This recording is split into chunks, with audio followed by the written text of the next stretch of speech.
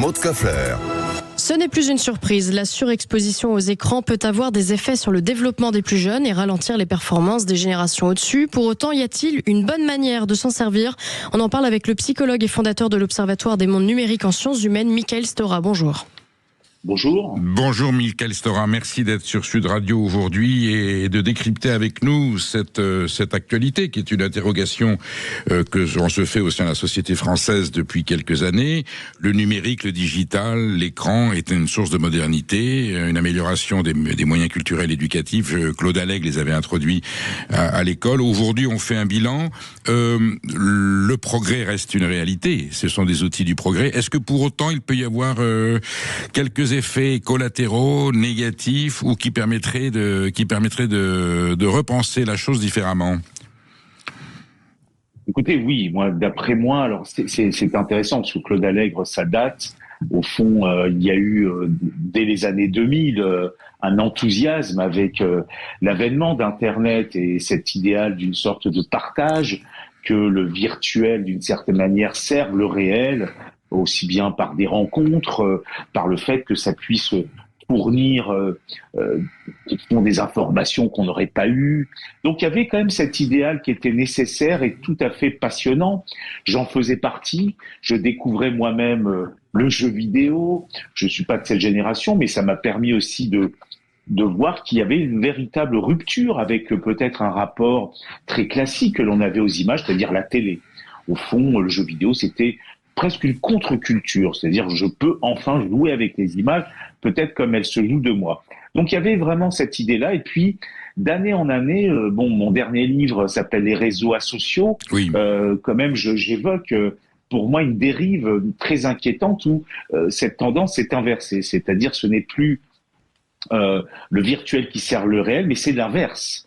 À travers des mécaniques que certains appellent des dark patterns, donc ce sont des mécaniques assez perverses dont la vocation est que vous restiez le plus longtemps possible, que vous engagez pour des propos racistes, négatifs et autres. Donc ça, je dirais que toute cette tendance-là complotiste, toute cette question-là a tendance finalement à faire que on se retrouve à penser que, et souvent malheureusement pour des raisons purement économiques, l'éthique de la plupart des grands patrons de la tech est à revoir. Ce sont pour moi des personnalités dont la seule vocation c'est de nourrir un petit peu nos failles.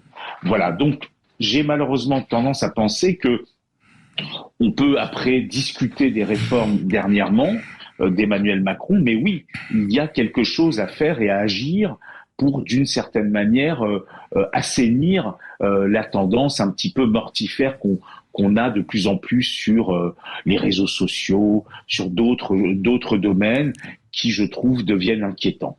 Michael Stora, est-ce que lorsqu'on parle d'addiction numérique, oui, c'est une réalité quasiment pathologique, est-ce que c'est dû au fait que c'est inhérent, j'allais dire, au numérique, au digital, le fait qu'il y ait une addiction, c'est-à-dire qu'on est pris, on est captivé, voilà, ou est-ce que c'est parce qu'il y a parallèlement une baisse du niveau culturel sur la lecture, sur le scolaire, qui fait que finalement c'est un outil de communication et de développement beaucoup plus facile, beaucoup plus accessible, donc plus addictif? Alors moi, je vous parle en tant que psychologue clinicien qui, depuis maintenant 15 ans, reçoit des jeunes avec des problématiques d'addiction, puisque quand même, il faut préciser que la seule addiction au virtuel reconnue pour le moment par l'OMS, donc il y a à peu près 2 ans, c'est l'addiction aux jeux vidéo en ligne, avec un critère très précis qui est la rupture de tous les liens sociaux pendant à peu près 6 mois minimum. C'est votre constat également de praticien ou non? Écoutez, disons, moi, ça va même plus loin, puisque j'ai créé une structure spéciale qui s'appelle l'École des héros, où je soigne ces jeunes. Et vous savez, donc ce sont des jeunes que les Japonais ont appelés les hikikomori. Oui. Il s'avère qu'il y en a de plus en plus. Et à l'inverse de ce que l'on croit, ces jeunes sont tous des HPI, troubles du spectre autistique de très haut niveau.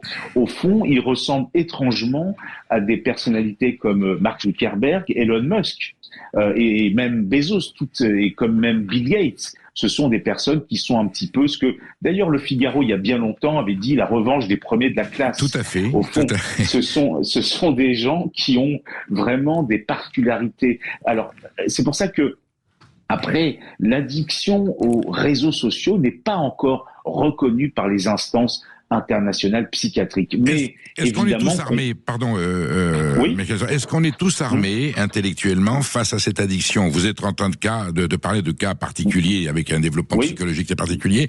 Est-ce que tous les cortex sont armés de la même façon pour se protéger, ou il y en a d'autres qui vont être plus facilement victimes, plus facilement imprégnables? Alors, ce qu'il y a, c'est que, bon, c'est très compliqué votre question, parce que finalement, vous savez, au fond, on se rend bien compte que cette tendance à vouloir nous donner des récompenses à travers ces fameuses petites décharges de dopamine, il y en a tellement par jour, qui fait que le monde réel devient de plus en plus fade, que pour un élève, suivre un prof qui parle pendant 2 heures devient de plus en plus compliqué. Donc oui, on commence à peut-être penser qu'il y aurait des véritables corrélations entre des pratiques excessives. Alors qu'est-ce qui fait qu'on va avoir des pratiques excessives ou problématiques, voire addictives?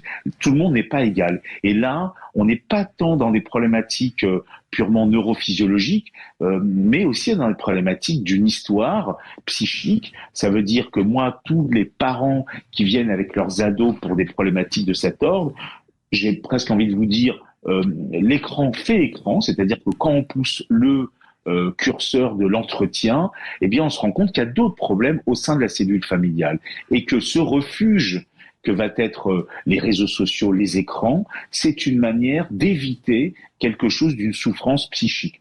Je vous parle en tant que psychologue. En tout cas, donc vous vous dites que ça se soigne. Vous dites ça se soigne, ça peut se soigner. Oui, bien sûr, tout se soigne psychiquement. J'ai envie de vous dire, même malheureusement, des pathologies comme la psychose, on peut les soigner.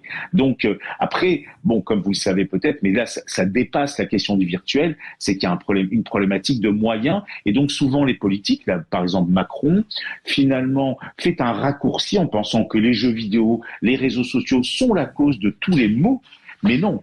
Il faudrait aussi peut-être investir dans plus de moyens dans le domaine de la santé mentale, surtout chez les jeunes, qui, comme vous le savez, s'est aggravé. Vous êtes en train de nous dire, finalement, le numérique, l'addiction numérique, elle a le dos large, ça permet de lui refourguer toutes les carences, toutes les défaillances, toutes les irresponsabilités, j'allais dire des pouvoirs publics, d'éducation nationale. Allez, on met ça sur le dos du numérique et c'est réglé.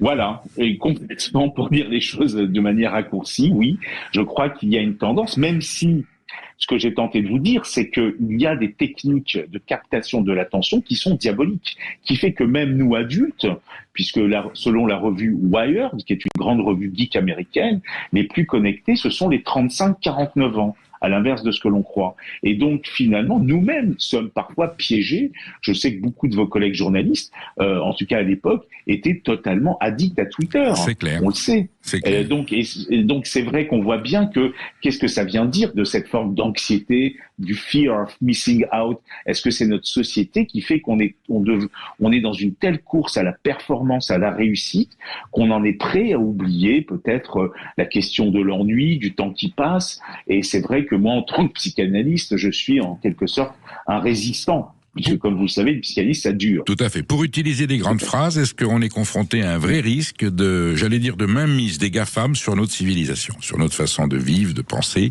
Est-ce que Big Brother est en train de revenir une relative réalité? Écoutez, c'est très vertigineux, mais je pense que oui. Je pense que la vocation, et puis ils ont des tels moyens, que oui, vous n'évoquez pas l'IA, mais tout le travail qu'on est en train de travailler sur la question de l'IA et de l'éthique et de ce qui est en train de se passer pour nos contemporains et devient de plus en plus inquiétant. Donc oui, il y a une tendance à faire que les GAFAM veulent finalement avoir une mainmise. Alors certains ont théorisé ça sur les techno-réactionnaires, etc. Donc Asma Mala, entre autres, qui a pas mal travaillé sur ces sujets-là d'un point de vue politique. Et on est en train de... Oui, et c'est vrai que la question, c'est à un moment comment créer des îlots de résistance, comment peut-être pour certains retrouver une pratique un petit peu plus nationale, la souveraineté, vous savez, numérique. Donc il y a des vraies questions, tout n'est pas fermé, parce que j'aimerais quand même avoir une phrase un peu positive, c'est qu'on est en train de remarquer que les Gen Z, donc post-2000, sont en train de lâcher les réseaux sociaux. Alors justement, une ordonnance, docteur Stora. Est-ce qu'on peut revenir au père Goriot, à Marcel Pagnol, peut-être à des auteurs plus contemporains? En gros, est-ce que la lecture, réinciter les jeunes à relire, ça n'empêche pas de couper avec le numérique? Est-ce que la bonne vieille lecture scolastique de notre école est une des solutions pour éviter qu'il y ait des dégâts trop violents? Non, je ne crois pas. On va dire, j'ai été moi-même d'une génération où il y avait le père Goriot.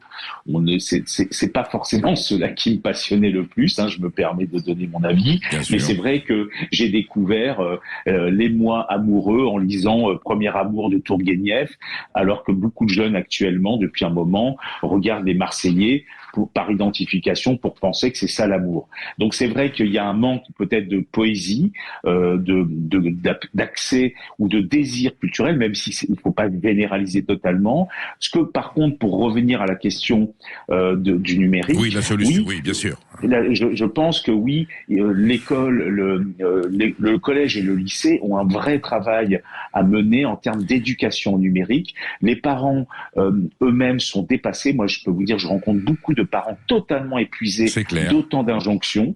Et donc, c'est vrai que finalement, il faudrait que le collège-lycée, et je pense qu'en effet, pourquoi pas organiser des groupes de réflexion. Vous savez, les adolescents adorent qu'on s'adresse à eux comme un adulte en devenir. Oui. Ils aiment beaucoup pouvoir donner un avis, un point de vue sur le monde et la société. Souvent, on les ramène qu'à une position scolaire. Je pense que non, il faut que l'école puisse aussi... Oui, tout à fait, s'ouvrir à l'éducation numérique. Tout à fait. Merci, Michael Stora, pour votre témoignage. Et je n'hésiterai pas à faire appel à vos compétences, parce que je pense que ce dossier n'est pas clos. Bonne journée. Au revoir.